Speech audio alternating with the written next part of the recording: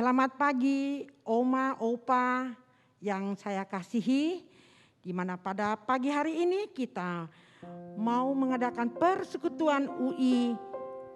Pada saat ini kita siapkan hati kita mengasihi Tuhan dengan menyanyikan lagu Aku Mengasihi Engkau Yesus.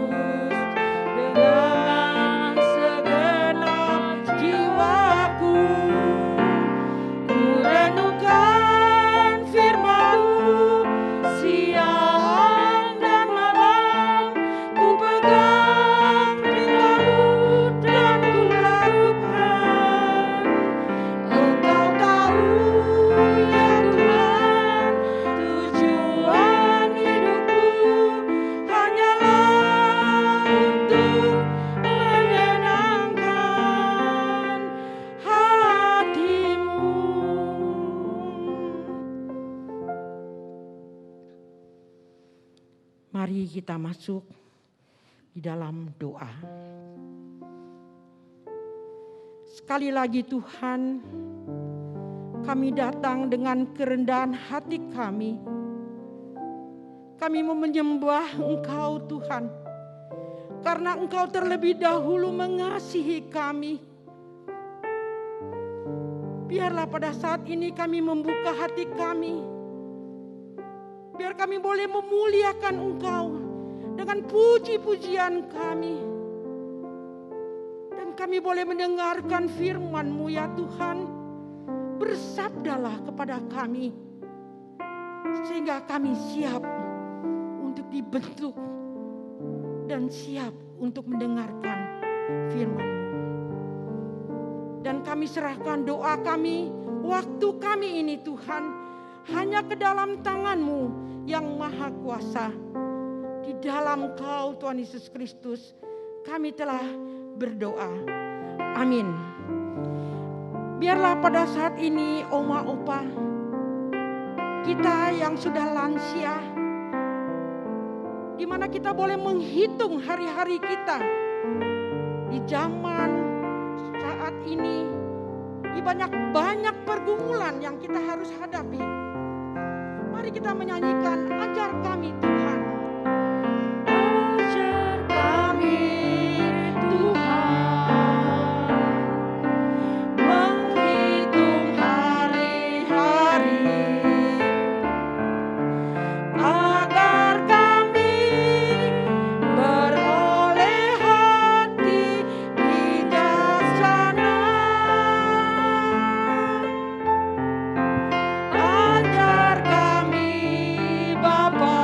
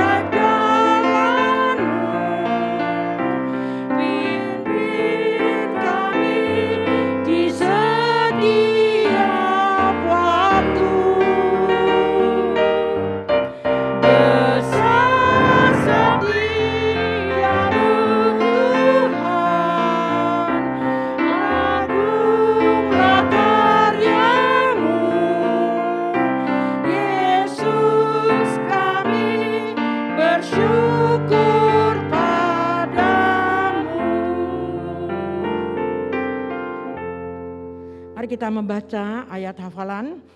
Itu yang terdapat di dalam Mazmur 101 sampai 5. Mazmur 101 sampai 5. Pujilah Allah dalam bait-Nya. Mazmur untuk korban syukur. Bersorak-soraklah bagi Tuhan, hai seluruh bumi. Beribadahlah kepada Tuhan dengan sukacita. Datanglah ke hadapan-Nya dengan sorak-sorai. Ketahuilah bahwa Tuhanlah Allah. Dialah yang menjadikan kita dan punya Dialah kita. Umat-Nya dan kawanan domba gembalanya. Masuklah melalui pintu gerbang-Nya dengan nyanyian syukur, ke dalam pelataran-Nya dengan puji-pujian. Bersyukurlah kepada-Nya dan pujilah nama-Nya. Sebab Tuhan itu baik, kasih setia-Nya untuk selama-lamanya, dan kesetiaan-Nya tetap turun-temurun. Biarlah firman ini kita simpan di dalam hati kita. Sebelum itu kita akan mendengarkan firman Tuhan yang akan disampaikan oleh Bapak Pendeta Simon Stevie Lee. Biarlah kita menyanyikan lagu Kusiapkan Hatiku Tuhan.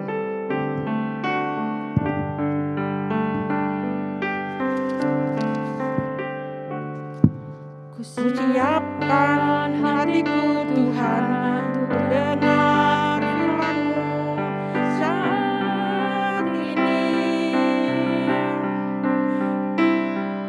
Sujud menyembah-Mu Tuhan, masuk hadirat-Mu saat ini. Curahkan urapan-Mu Tuhan bagi jemaat-Mu saat ini. Kusiapkan hatiku Tuhan, untuk dengar firman-Mu. Firman-Mu Tuhan, tiada berubah.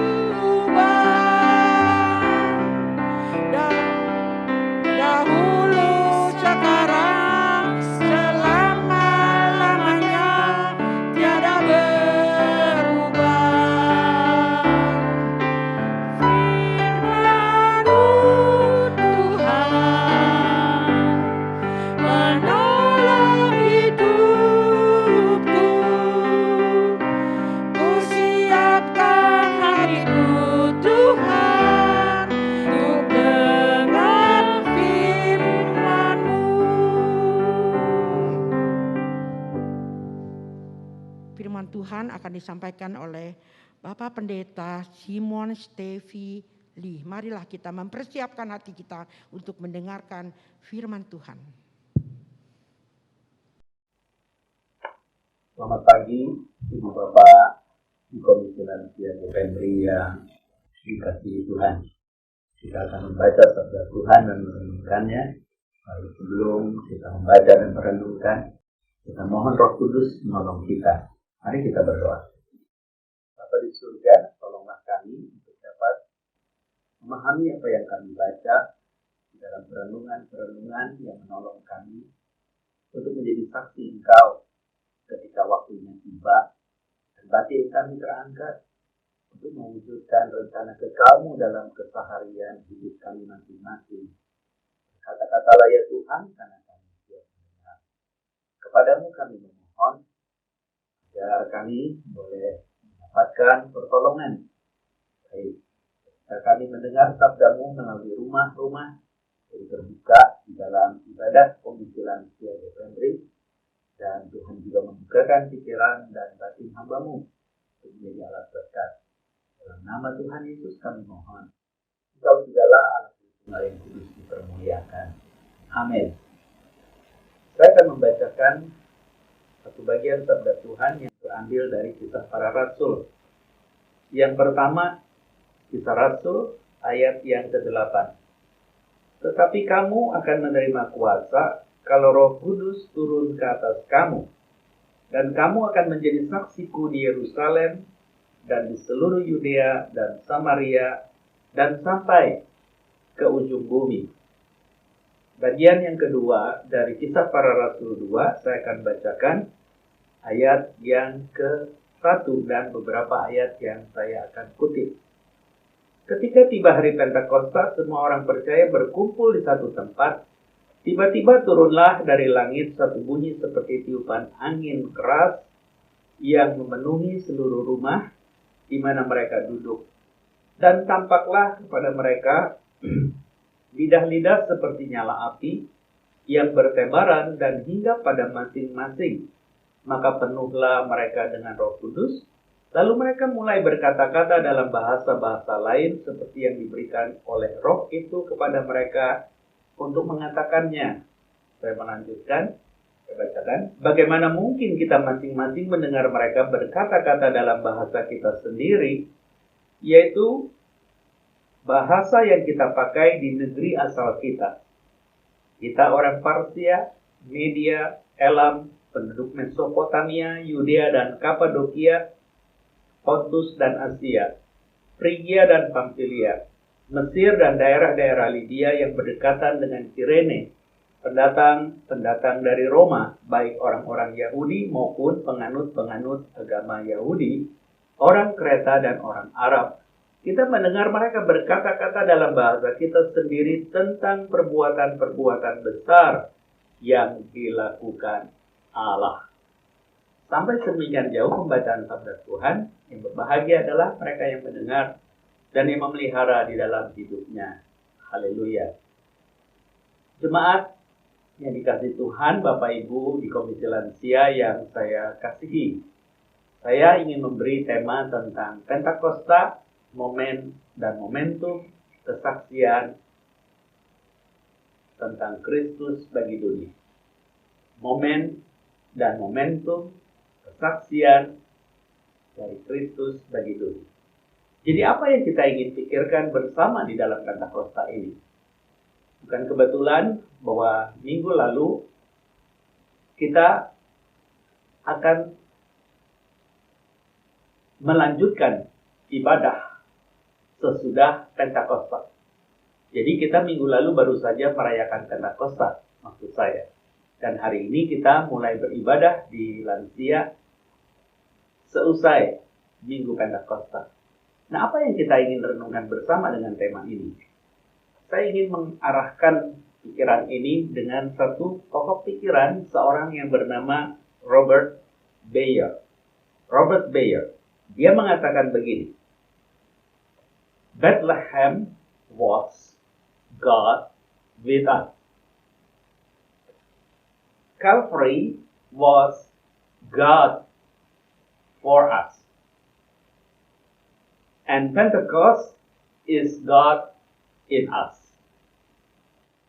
Jadi dia mau bilang, bahwa Bethlehem itu adalah Allah bersama kita.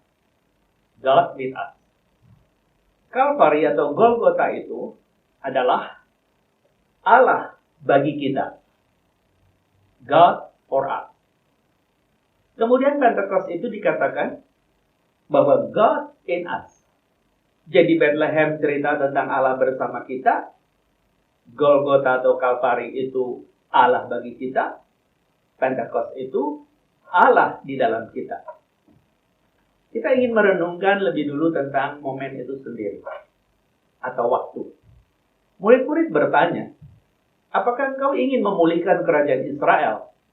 Lalu Yesus menjawab, tentang waktu itu engkau tidak perlu tahu. Karena dia mengatakan kau tidak perlu mengetahui masa dan waktu yang ditetapkan Bapa sendiri menurut kuasanya. Itu jawaban Yesus. Lalu dia menegaskan di ayat 8 tadi.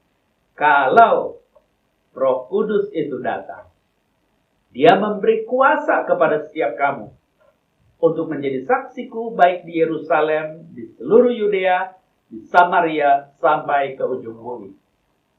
Jadi tentang waktu itu kita merenungkan bahwa sebenarnya ketika diskusi atau dialog di dalam kisah pertama sampai ayat yang ke-11 itu adalah bagian yang mengisahkan jelang Yesus itu naik ke surga. Jadi dia memberitahu, sebentar lagi akan ada perpisahan. Tapi lebih baik aku pergi supaya roh yang dijanjikan Bapa itu datang bagimu. Dan roh itu akan memberi kuasa supaya engkau menjadi saksiku. Jadi momennya harus menunggu waktu sesudah kenaikan sampai Pentakosta itu 10 harian ibu bapak. Lalu mereka berdoa di kamar loteng, menanti janji Bapa, menyiapkan batin untuk diisi dengan firman Tuhan yang akan dibimbing oleh Roh Kudus, Roh kebenaran yang akan melanjutkan ajaran-ajaran kebenaran Yesus sehingga kita terlengkapi menjadi saksi Tuhan. Jadi boleh dikatakan ketika Bethlehem itu Allah bersama kita. Kita ingat Bethlehem itu adalah kota di mana Sang Juru Selamat lahir, Mesias, yang juga dinubuatkan ratusan tahun sebelum dia dilahirkan. Hai Bethlehem Efrata, Mika.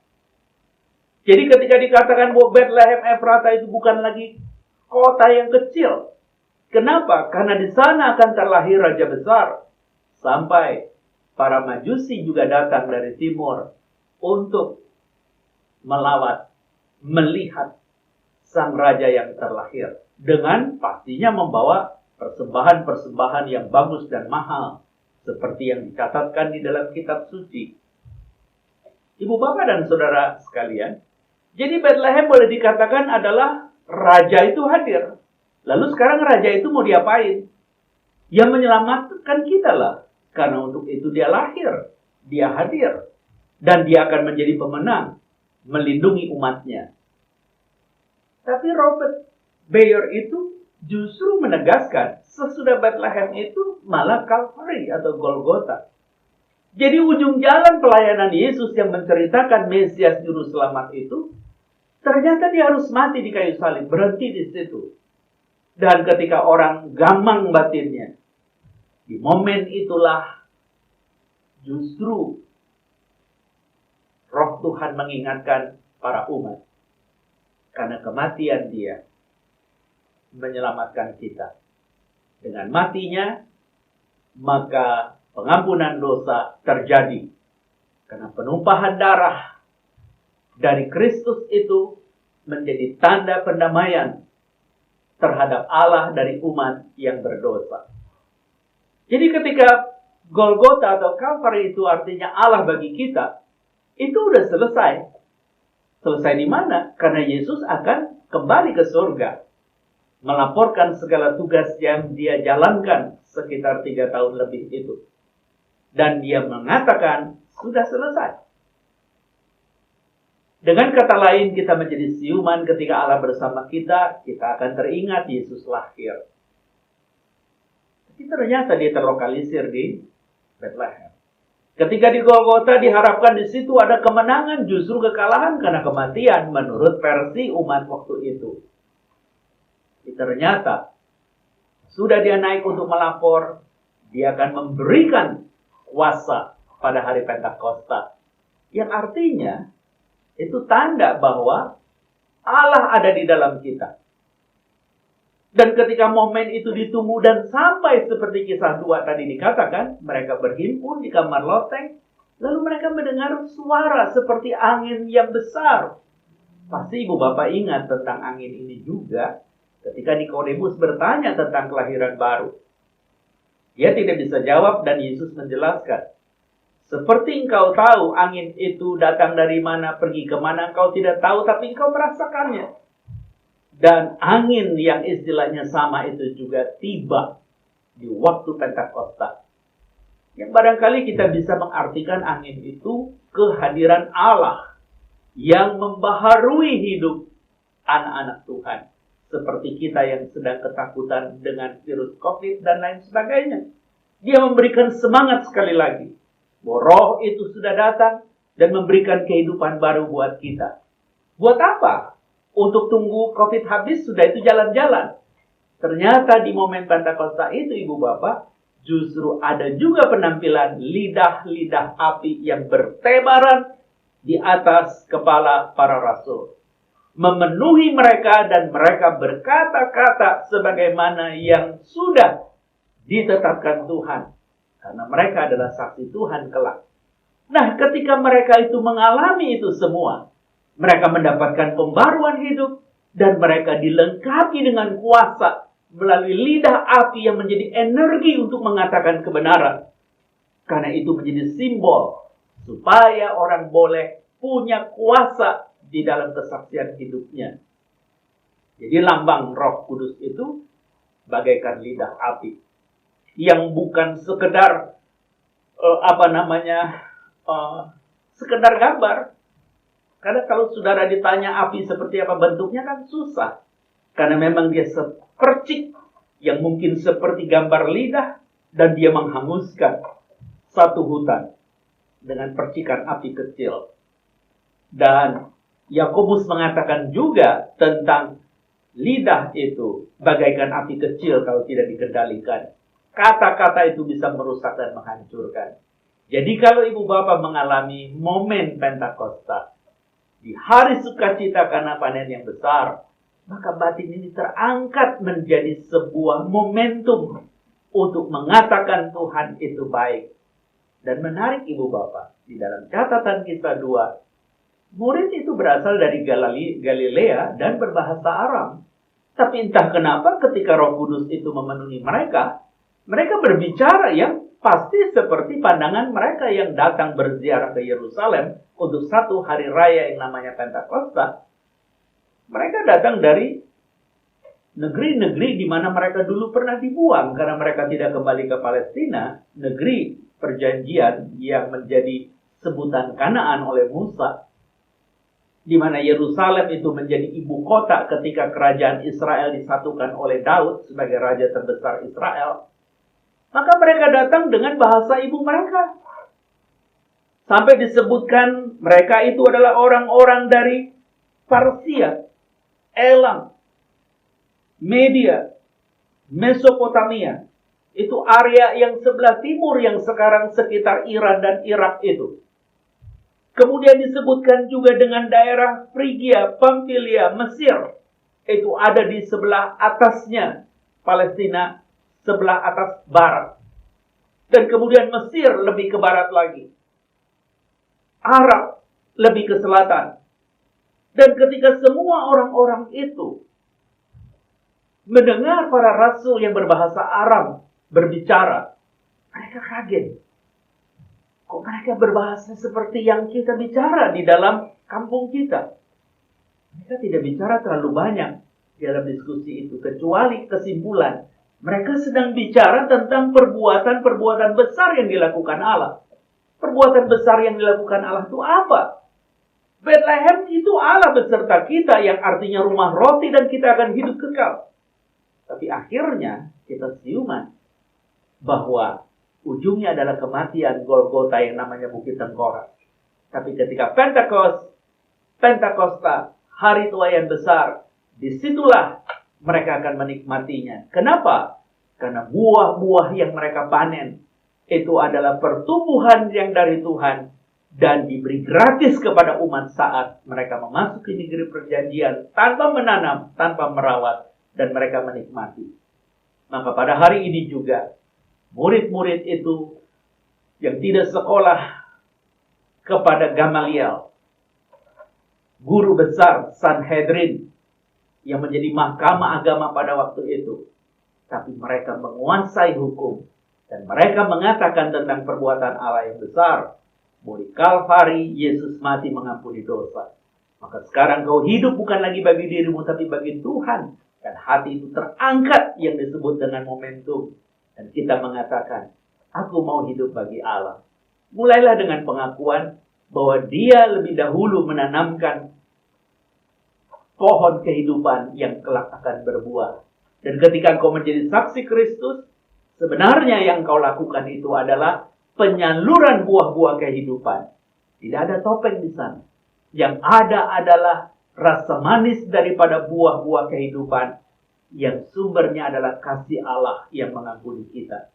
Jadi kalau kita tahu itu semua, ibu bapak dan saudara sekalian, kita akan menikmati di hari raya Pentakosta, kita menyampaikan kabar baik kepada semua orang.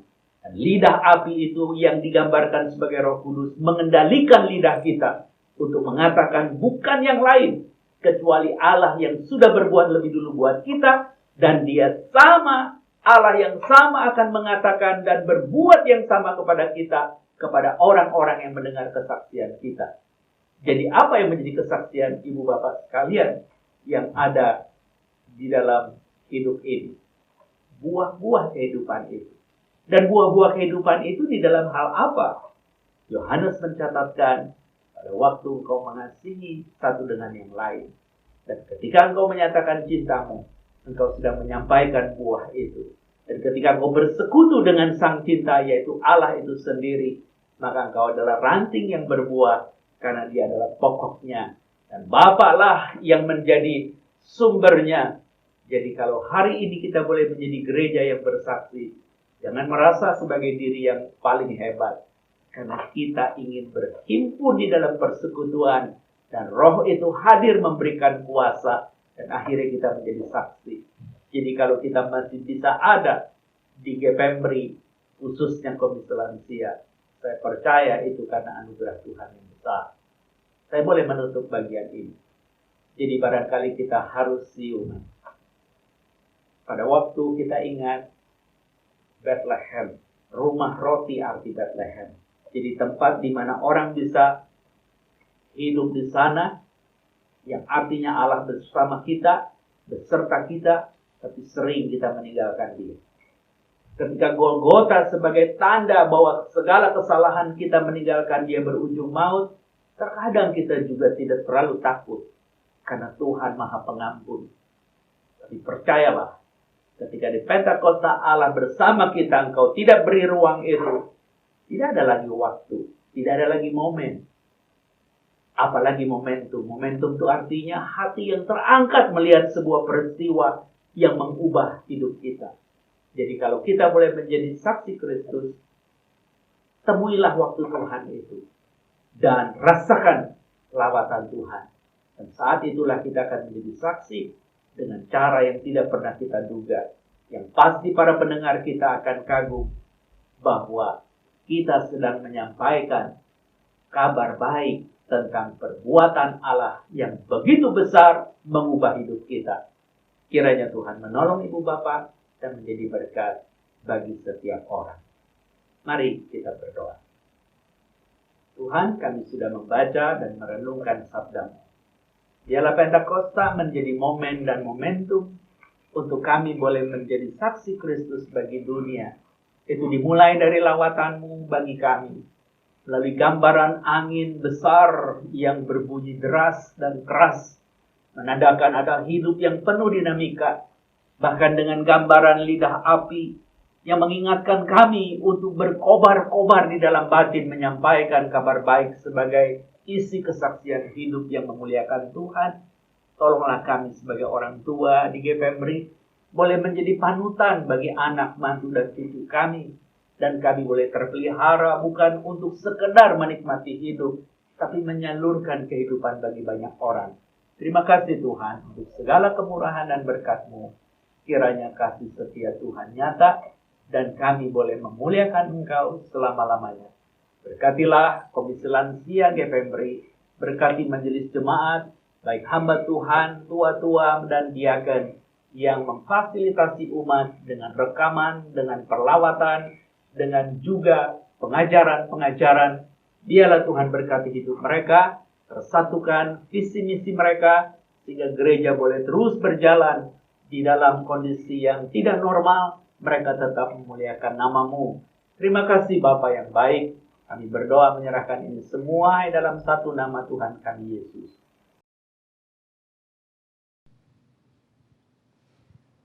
Terima kasih kepada Bapak Pendeta Simon Stefili, di mana sudah membawakan firman Tuhan yang begitu indah, di mana Yesus Kristus menjadi saksi di dalam kehidupan kita dan di dalam dunia ini. Biarlah kita akan menyambut dengan pujian, "Ku kasihi kau dengan kasih Tuhan."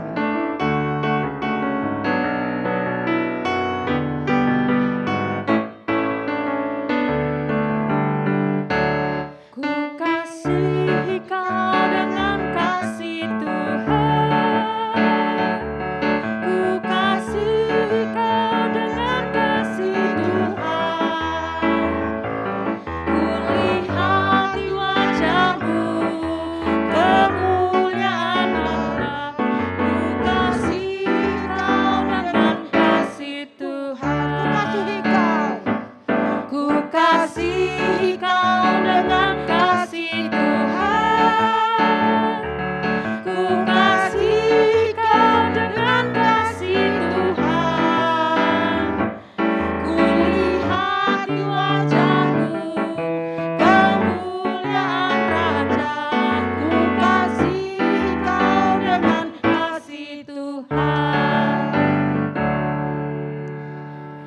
telah tiba saatnya kita mau memberikan persembahan.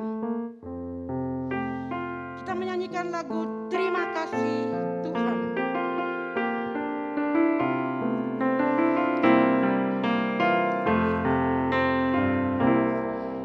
Terima kasih Tuhan untuk kasih setiamu yang ku alami dalam hidupku. Terima kasih Yesus untuk kebaikanmu sepanjang hidupku. Terima kasih Yesusku buat anugerah yang Kau beri, sebab hari ini Tuhan adakan syukur bagimu. Musik persembahan pada minggu ketiga ada 2 kali. Satu untuk kas usia indah, satu lagi untuk diakonia. Mari kita nyanyikan lagi, terima kasih Tuhan.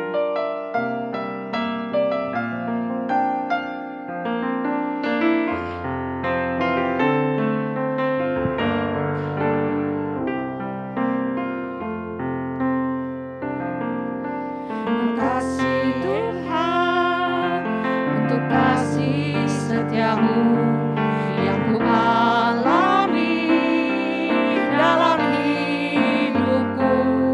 Terima kasih Yesus untuk kebaikanmu sepanjang hidupku.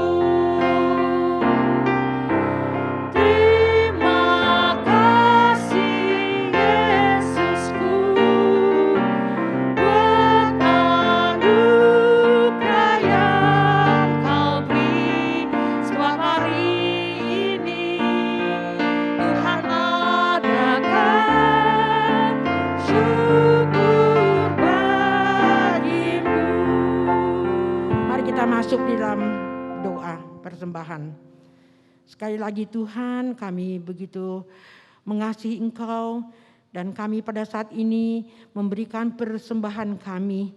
Biarlah persembahan ini dapat diterima dan dapat dipergunakan oleh kami sebagai anak-anak-Mu di dalam pelayanan dan juga menyebarkan Injil. Melalui persembahan-persembahan ini juga berguna bagi orang-orang yang belum percaya sehingga kami dapat menginjili mereka. Kami serahkan persembahan ini Tuhan hanya di dalam Kau, Tuhan Yesus Kristus kami telah berdoa. Amin. Kita masuk ke dalam doa syafaat. Pada saat ini banyak anggota lansia yang menderita sakit. Itu kita berdoa bagi Pitnio yang baru saja operasi. Dan juga Sally mengalami sakit jantung. Dan juga istrinya Agung ya. Kita juga berdoa ya, biar mereka semua dikuatkan dan diberi kekuatan. Mari kita sama-sama berdoa. Tuhan, sekali lagi kami datang kepadamu, kami sungguh ya Tuhan menyerahkan setiap jemaat kami, setiap lansia yang menderita sakit. Baik Pitnio yang pada saat ini juga dia baru saja mengalami operasi. Kiranya Engkau menolong dia, memberi kekuatan bagi dia. Dan juga berdoa bagi Sally, di mana pada saat ini juga dia juga baru mengalami gejala sakit jantung. Kiranya Engkau juga menolong dia. Dan juga kami berdoa bagi istri Agung, dan mana pada saat ini juga lagi sedang sakit dan di dalam ICU. Tolong Tuhan beri dia kekuatan. Dan tak lupa juga kami berdoa bagi Impik, di mana pada saat ini dia tetap ya Tuhan diberi kekuatan, diberi kecukupan. Karena kami tahu biaya yang begitu besar yang harus dibayar. Biarlah Tuhan Kau Allah yang hidup, Allah yang mengerti dan Allah yang menghibur setiap pada lansia. Dan tak lupa kami berdoa bagi bangsa dan negara kami. Biarlah COVID yang pada saat ini boleh berlalu. Biarlah kami semua boleh diberi kesehatan dan diberi imun yang tinggi. Sehingga kami boleh bebas dari sakit penyakit COVID ini. Kami serahkan doa kami hanya di dalam Kau Tuhan Yesus Kristus kami telah berdoa. Amin. Mari kita akhiri persekutuan UI pada saat ini dengan membacakan doa Bapa kami. Setelah itu pujian Bapa, terima kasih. Opoma, mari kita bersatu dalam doa. Bapa kami yang di surga, dikuduskanlah namamu, datanglah kerajaan-Mu, jadilah kehendak-Mu di bumi seperti di surga. Berilah kami pada hari ini makanan kami yang secukupnya, dan ampunilah kami akan kesalahan kami, seperti kami juga mengampuni orang bersalah kepada kami. Dan janganlah membawa kami ke dalam pencobaan, tetapi lepaskanlah kami daripada yang jahat, karena Engkaulah yang punya kerajaan dan kuasa dan kemuliaan sampai selama-lamanya. Amin. Bapak terima kasih.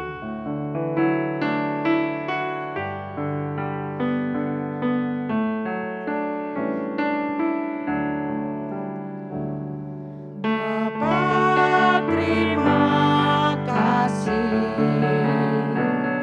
Bapak terima kasih.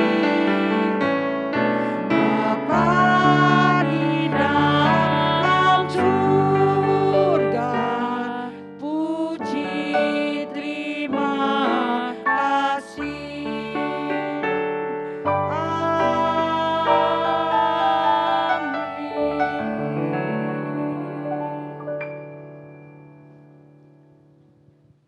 Pada saat ini persekutuan UI selesai dan kita dapat bertemu lagi minggu depan. Tuhan memberkati Oma dan Opa semua. Salam.